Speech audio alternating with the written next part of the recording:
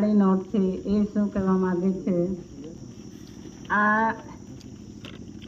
આ જે આપણો આખો વિશ્વના તંત્ર કેવી રીતે ચાલે છે અને આપણને કેમ વિશ્વ શાંતિ મળે છે અને આ વિશ્વમાં કેમ શાંતિ મળે છે તેનો પુરાવો આ નોટમાં 1 રૂપિયા આ કરન્સી નોટ છે એમાં બધું મૂકેલું છે.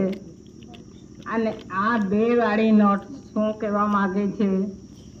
આ તો જે લોકોએ વચન આપેલું છે તે વચન ચિઠ્ઠું છે.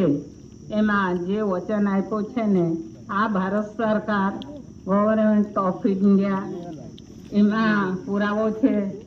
તો એના પાસે એ લોકોએ વચન લીધું છે. જ્યારે અહીંનો જે મૂળ માલિક જાગે અને માગે ત્યારે બિના તકરારે આપીને અમે નીકળી જાઉં એમ કરીને આ નોટો પુરવાર કરે છે. એમાં લખેલું છે ભાઈ, આપણે નહીં કહેતા પણ એમાં પુરાવો મૂકેલો છે. તો એના પુરાવો દરેક ભાઈઓ દરેક સિટીઓમાં જોઈ લેજો. અમુક કાલે જ આપણે જોતા આવ્યા અહીંયા કુક્ષીમાં એક પૂતળું મૂકેલું છે. તે પૂતળું શું પુરવાર કરે છે? આ બગલમાં આ ખાખમાં આવો ચોકડું મૂકી રહેલો છે. આ રીતે ચોકડું પકડેલું છે આ રીતે અને આમ બતાવતો છે. તો અહીંનો મૂળ માલિક જ્યારે જાગે ને માગે ત્યારે અમે બિના તકરારે આપીને અમે આવો દફતર લઈને હિસાબ આપીને આ સીધા રસ્તે નીકળી જાઉં એમ કરીને તે પૂતળો પુરવાર કરે છે. એ પણ દાદાએ જ કહેલું છે મને. દરેક ઠેકાણે દરેક સિટીઓમાં પૂતળા મૂકેલા છે. અમુક પૂતળો શું કહેવા માંગે છે? આમ હાથમાં કબૂતર પકડીને ઊભો રહેલો છે. અમુક સિટીઓમાં અમુક શહેરોમાં તે શું પુરવાર કરે છે? જ્યારે જાગે ને માગે ત્યારે અમે બિના તકરારે આપીને જેમ આ કબૂતરો ઉડે છે તે રીતે અમે ઉડી જાઉં એમ કરીને તે પુરવાર કરે છે. એવા ઠેર પૂતળા મૂકેલા છે. જેમ આપણા વિશ્વ શાંતિનો અને જે કરન્સી આપણે એ તકતી હમણાં મૂકીને એ આખા વિશ્વનો બચાવ કરે છે.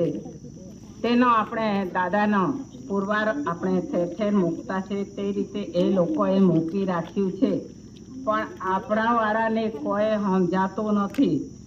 ત્યાં કેટલું સરસ પૂતળું મૂક્યું છે, ત્યાં તો કબૂતર ઉડાવતો છે એમ આપણે કહેતા છે. પણ એનો વ્યાખ્યા શું છે તે આજ સુધી કોઈ જાણતું નથી. પણ એ દાદાએ પુરવાર કર્યું છે. આ દાદાએ કીધું છે.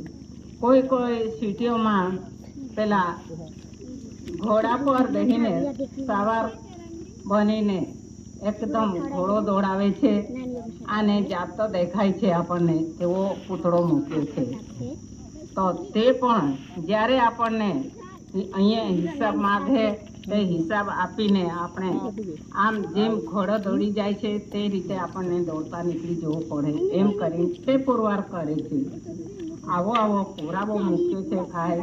પણ જ્યારે આપણને દાદાએ કીધું ત્યારે આપણને કાંઈક થોડુંક દેખાતું છે ને તો આપણને તો કશું ખબર નહોતું એ શા માટે મૂક્યું છે. એ તો ખાલી એ સ્વભાવ માટે કાંઈ દેખાવા માટે પુરાવો મૂક્યો હોય એમ આપણને લાગે છે અને આખી દુનિયા એમ જ જાણતી છે.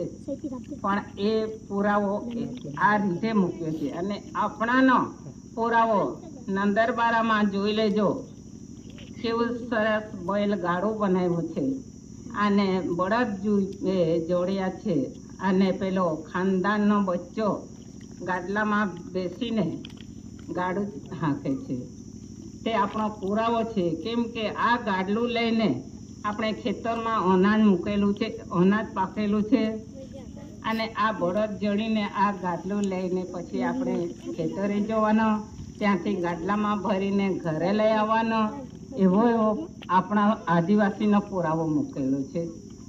ને તો એ બધા કોઈ તો ઉડી જવા માગે છે અને કોઈ તો આ સીધા રસ્તે અમે નીકળી જવું, કોઈ સાથે અમે તકરાર કરશું નહીં, એમ કરીને એ પુરવાર કરે છે. એમ દાદાનો પુરાવો છે ભાઈ. દાદા કહેતા હતા, અમે તો ગમતમાં દાદાને એમ કહેતા હતા, એ તો ટ્રેન મૂકી હોય એમ બી કહેતા હતા. જા હું નહીં મૂકું તો બીજો કોણ મૂકે, એમ બી કહેતા હતા દાદા.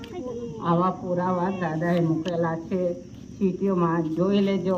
એની સાથે કશું કરવું નહીં પડે. બાપા એ તમારો પૂતળો પુરવાર કરે છે, અમે શું કરીએ? અને અમારો તો જન્મ બી નહીં હતો ત્યારનું આ મૂકેલું છે, અમે શું જાણીએ? એવું છે એ બાપ દાદા વખતના જે એ મૂકેલું છે બધું પુરાવો. એવું દરેક ઠેકાણે જોતા રહેજો. અને અમુક ઠેકાણે અમુકમાં એ જે જોયેલા છે તેનો હું પુરવાર કરું છે, પણ દાદાએ તો બધાનો જ પુરવાર કર્યો છે. આ દાદાએ કીધું છે આપણને, અને આમાં વચન આપ્યું છે, જ્યારે જાગે ને માગે ત્યારે અમે વિના તકરારે આપીને અમે ચાલતા થઈ જવું. આ ચિઠ્ઠી બહુ મારે છે. અને આ ભારત સરકારનો અહીંનો મૂળ માલિકનો પુરાવો આ કરન્સી નોટમાં પુરાવો છે. આ રીતે પુરાવો આપેલો છે. તો એમાં આપણને શું મહેનત કરવું પડે? જે કરવાનો હતો તે તો દાદાએ કર્યું છે. આ દાદાએ ચોખવટ કર્યું છે, પણ આપણને ફક્ત આ વ્યવહાર પકડીને છે તો બી આપણાથી આવી ફુરસત મળતી નથી. આવો આપણા માટે દાદાએ આવી સવલત કરી આપી છે. ભાઈઓ, સમાજના ભાઈઓ સમજી લેજો અને આ કોણીને આને દાદાને ઓળખી લેજો. આવો આપણા માટે દાદાએ